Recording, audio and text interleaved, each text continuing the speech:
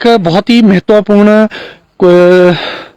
Question है जो वो बागवानों का है, और वो था पियर को लेके।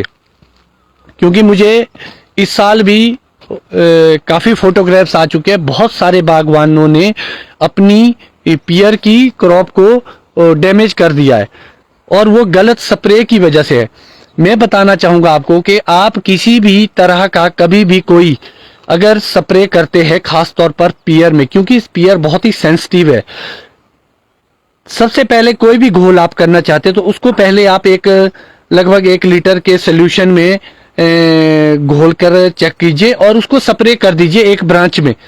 जब अगर आपको लगा कि 24 घंटे के अंदर या 48 1-2 दिन के अंदर उसमें कोई बर्निंग नहीं हुई, कोई उसमें दिक्कत नहीं आई, तब आप उसकी स्प्रे की ओर जा सकते हैं। अलबत्ता आप इस चीज़ से बचे। बहुत सारे बागवान पियर में यूरिया बहुत ज़्यादा मात्रा में डालते हैं, जिससे पियर भी खराब होती है। अगर आपने यूरिया डालना ही है तो उसकी मात्रा कम रखे, लगभग 1 किलो से कम ही मात्रा में डाले। और अगर मैं रिकमेंड करूँगा तो मैं तो ये बताऊंगा कि सिर्फ ½ kg करिए। भले ही वो स्प्रे आप हर 10 दिन में या 15 दिन में रिपीट करें, मगर एक साथ ही हैवी डोज ना डाले। और बहुत सारे बागवान आजकल माइट की रस्ट माइट के लिए पियर में स्प्रे कर रहे हैं, जिससे क्या हो रहा है, जिससे वो फ्रूट ही बर्न हो रहा है। अगर आपने अभी करना है तो अभी के लिए जो उपयुक्त समय है पियर में करने के लिए वो है HMO सेब में और पियर में। 2 लीटर HMO आप स्प्रे कीजिए, जिससे आपकी माइट की प्रॉब्लम काफ़ी हद तक कंट्रोल हो जाएगी। उसके बाद जब आपके नेक्स्ट कोई माइट की प्रॉब्लम आती है तो उसके लिए आपके पास मिटिगेट एक अच्छा ऑप्शन हो सकता है। उसके बाद एबासीन आपके पास एक अच्छा ऑप्शन हो सकता है, क्योंकि मैक्सिमम जो पियर में रस्टिंग आती है, जो खराब होती है, वो होती है माइट की वजह से।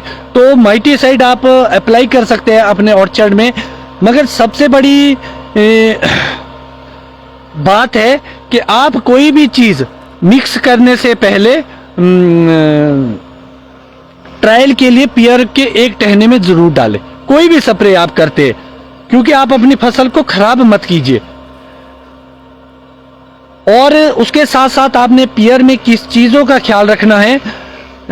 अमूमन जो आपके सेब में स्प्रे होती है फंगेसाइड की या न्यूट्रिशन की, वो आप पियर में भी कर सकते हैं, कोई दिक्कत नहीं है। जो सेब में है वो भी पियर में हो सकती है।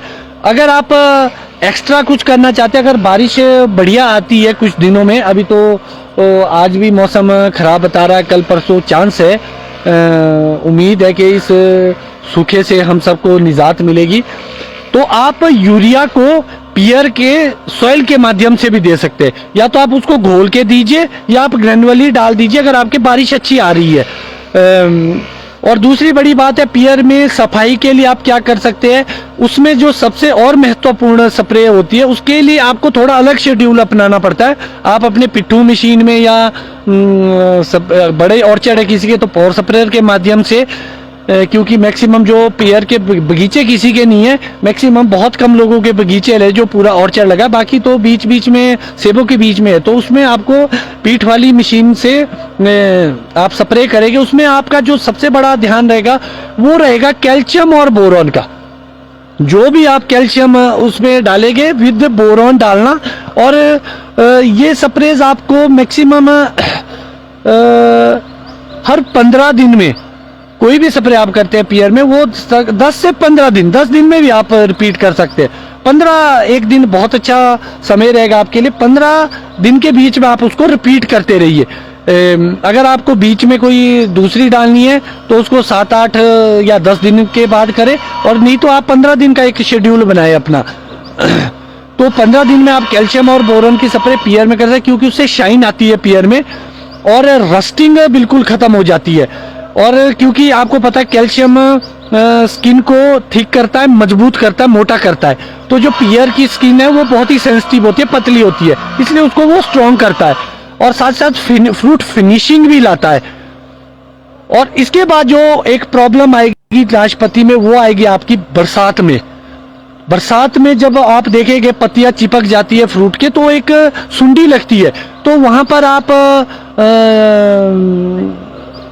फ्लूमेंडामाइड की स्प्रे कर सकते हैं। जैसे अगर मैं आसान भाषा में बताऊं, आप देखेंगे टाटा का टकुमी भी आता है, इफ्को कंपनी का भी टिकी भी आता है एक, और भी बहुत सारी कंपनी ऐसे प्रोडक्ट बनाती है, आप किसी का भी इस्तेमाल कर सकते हैं। वहां पर सुंडी की वजह से डिग्रेड होती है हमारी पियर, और अभी हमारी रस्ट माइट की वजह से ज्यादा प्रॉब्लम आती है। तो रस्ट माइट के लिए आपको मैंने बताया कि आजकल आप HMO 2 लीटर के हिसाब से पियर और सेब में करने का उपयुक्त समय है, जिससे हमारी माइट रुकेगी।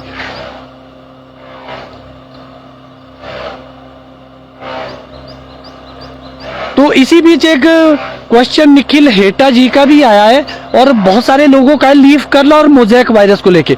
तो मैं बताना चाहूंगा बागवान भाइयों, इसका बीमारी का कोई भी इलाज नहीं है। इसीलिए अगर आप ये सोच के स्प्रे करते कि हम स्प्रे करेंगे और इससे ठीक होगा, ये बिल्कुल भी ठीक नहीं होगा। ये वक्त के साथ साथ खुद ही इसकी पत्तियां पीली पड़ के झड़ जाएगी और नई फ्रेश पत्तियां बढ़िया आएगी। आपको इसके लिए कोई भी स्प्रे एक्स्ट्रा करने की कोई जरूरत नहीं है, जो आपका शेड्यूल है आप उसको ही पूरा करें। और एक और महत्वपूर्ण बात जो मैं आपको बताना चाहूंगा कि जिससे आप देखेंगे लीफ साइज से आप आइडिया लगा सकते हैं कि भाई कितना अच्छा लीफ है ऑर्चर्ड में, और आप देखेंगे इसकी ग्रीनरी।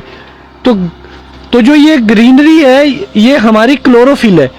तो जितना अच्छा क्लोरोफिल होगा उतना प्रकाश संश्लेषण होगा, और जितना प्रकाश संश्लेषण होगा उतना अच्छा भोजन बनेगा और हमारे फल की गुणवत्ता बनेगी।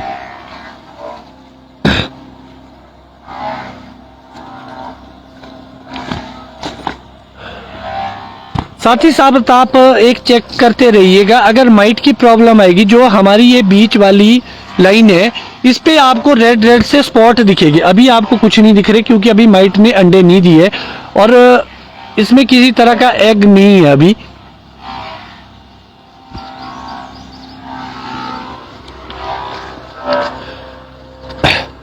साथ ही साथ एक मिथ्या लोगों के बीच में और पैदा हुई है। आप देखेंगे फ्रूट बोरर फ्रूट को खा रहा है और उसके साथ चींटियां लगी है वहां।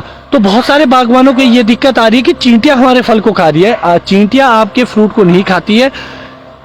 जो फल कीड़े ने खाया है उसका जो रस आता है उस रस को खाने के लिए चींटियां वहां जाती है। चींटियां हमारी फ्रेंड्स में आती है, वो हमारे को नुकसानदायक बिल्कुल भी नहीं है। ग्रीन रोजी एफिड, ब्लैक एफिड का जो रस आता है उसको खाने के लिए चींटियां जाती है, वो भी आपको दिक्कत नहीं देता है।